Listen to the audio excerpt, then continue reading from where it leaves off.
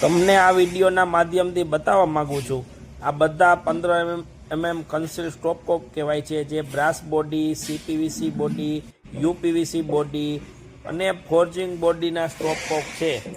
બ્રાસની અંદર લાઇટ વજનમાં છે, હેવી વજનમાં છે તથા રાઉન્ડ બોડીમાં છે અને બીજા એક્સ્ટ્રા ફોર્જિંગ બોડીમાં પણ છે. આ બધા કન્સીલ સ્ટોપ કોકની અંદર બધામાં શું શું ફેરફાર છે એ તમે જોઈ શકશો. આ બધા કન્સીલ વાલ્વને પ્રેશર પંપની અંદર ચેક કર્યા પછી જ એને આગળ વધારવામાં આવે છે. પાણી અને હવા બેયથી ચેક કરવામાં આવે છે, પછી જ એનું ટેસ્ટિંગ થાય છે. આ કન્સીલ વાલ્વનું આપણે જેને હૃદય કહી છીએ એ અંદરનું સ્પિન્ડલ બે પ્રકારના હોય છે, સિરામિક અને રાઇઝિંગ જે રબરવાળું આવે છે. આ રબરવાળું જે સિલિકોન વાઇસર યુઝ થાય છે એમાં.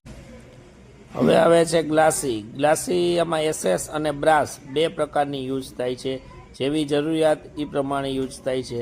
પછી આવે છે ફ્લાંજમાં બ્રાસ અને SS બે પ્રકારના યુઝ થાય છે.